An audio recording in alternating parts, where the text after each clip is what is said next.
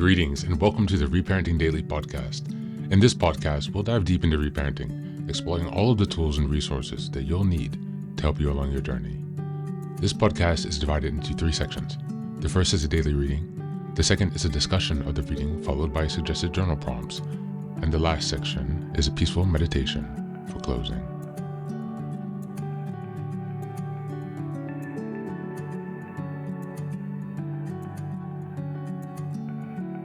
Good morning, good afternoon, and good evening from whenever and wherever you're joining us today. I'm so glad that you're here as we continue on this journey of self-expansion and growth. If this is your first time, welcome. Before we dive in, a quick reminder. Like, share, and subscribe to this podcast on Apple Podcasts, Spotify, and YouTube. Your support here helps spread the word and grow this community of self-reparenting. Now for a few updates. First, I'm excited to introduce our Patreon community, where for a small monthly fee, you can join us for 3 weekly reparenting support meetings. Sundays, we have a guided meditation for emotional grounding. On Tuesdays, we have a book club discussion for deeper discussions and growth. And on Thursdays, we have open topic conversations for real-time support on any topics that may come up. You can find all of the details about what's included in this community by going to the Reparenting Daily website and checking out the community tab. In addition, we now have a WhatsApp support group, a global network of fellow travelers available anytime you need encouragement, guidance, or a simple connection. This is just one of the many ways we're building a strong, supportive space for your reparenting journey. The next announcement is that I've just released my first few books. The first is the Reparenting Daily Journal, a structured 365-day guide to help you work through reparenting day by day. Starting in 2025, each month focuses on a key theme with weekly sub-themes. The Reparenting Daily podcast episodes align with the journal, making it an interactive and immersive experience to help you stay focused and ensure real progress this year.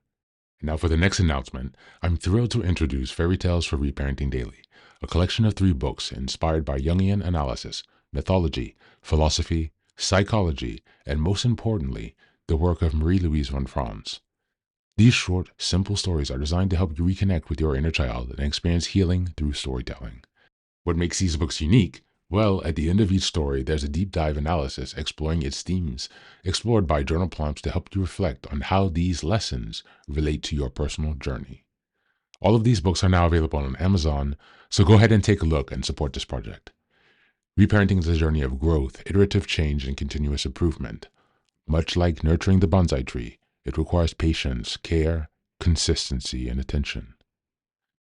Thanks for being here and supporting this work, and for committing on your journey of self-expansion. Now, without further ado, let's dive into today's practice. Today's reading is again from Emotional Intelligence by Daniel Goleman. We're continuing with chapter 8, and we're going to the section Show Some Emotion. Okay, we're in May, and the theme for this month is emotional regulation. We are in week 3, which is May 15th until the 21st. And the theme for this week is expressing emotions healthily. One key social competence is how well or poorly people express their own feelings. Paul Ekman uses the term display rules for the social consensus about which feelings can be properly shown when. Cultures sometimes vary tremendously in this regard. For example, Ekman and colleagues in Japan studied the facial reactions of students to a horrific film about ritual circumcisions of teenager Aborigines. When the Japanese students watched the film with an authority figure present, their faces showed only the slightest hint of reaction. But when they thought they were alone, though they were being taped by a secret camera, their faces twisted into vivid mixes of anguished distress, dread, and disgust. There are several basic kinds of display rules. One is minimizing the show of emotion. This is the Japanese norm for feelings of distress in the presence of someone in authority, with the students, which the students were following when they masked their upset with a poker face. Another is exaggerating what one feels by magnifying the emotional expressions. This is a ploy used by the 6-year-old, who dramatically twists her face into a pathetic frown, quivering lip, as she returns to complain to her mother about being teased by her older brother. A third is substituting one feeling for another. This comes into play in some Asian cultures where it is implied to say no and positive, but false assurances are given instead.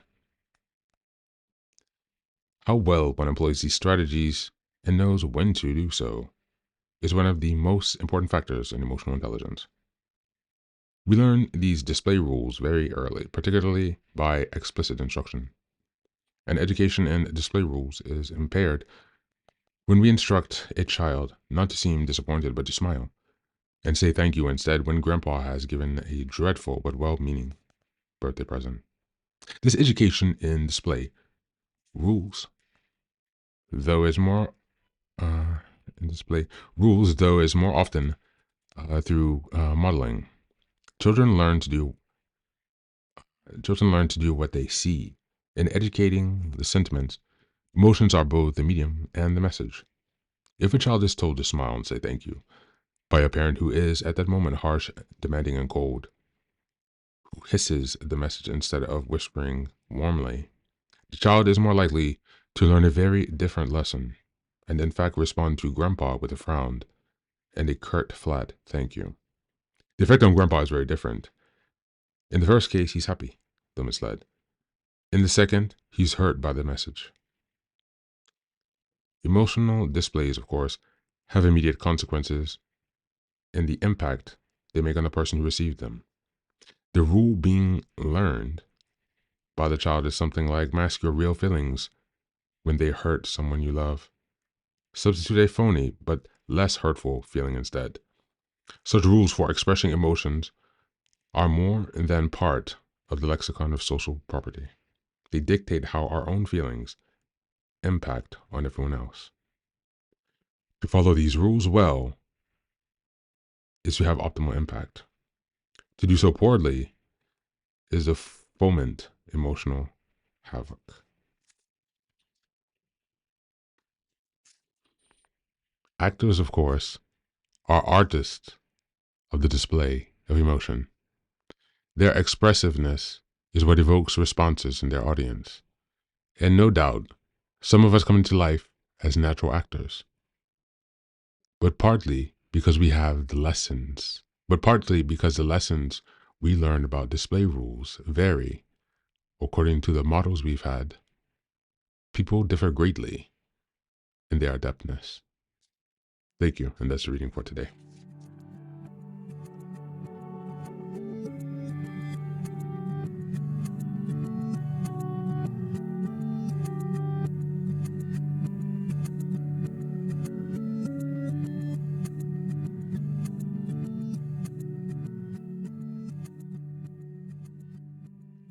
Welcome back, welcome back.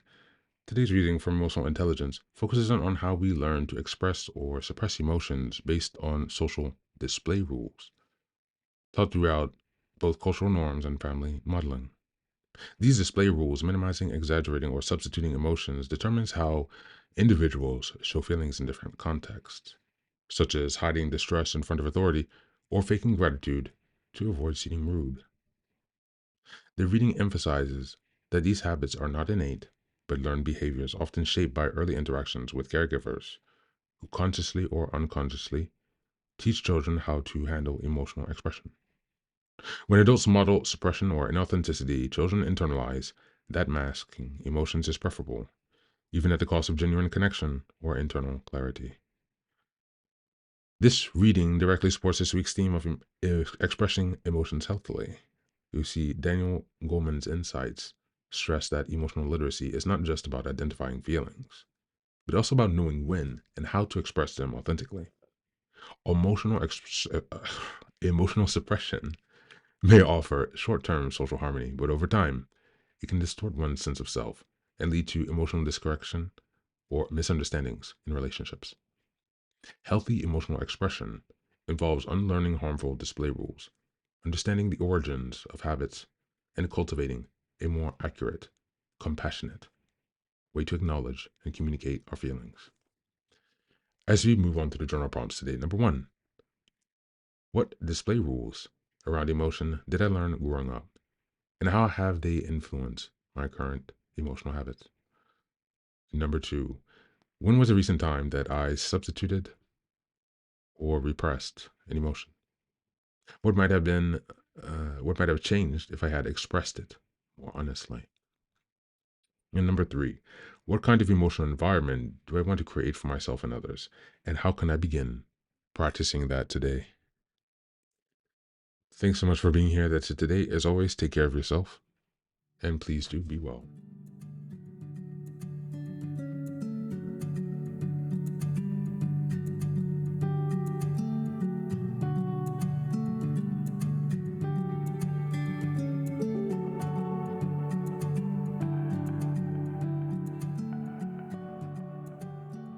Welcome back. Welcome back. Now, this is the third and final section of the daily podcast. This is your silent meditation. Please go ahead and find a space where you can be comfortable and undisturbed, where you can relax and spend some time with yourself for this 10-minute silent meditation. You can choose to be sitting, standing, lying down, or in whatever position makes you comfortable today. Take a moment to simply be with yourself. Focus on your breath and gently connect with each part of your body. If thoughts arise, don't let them overwhelm you.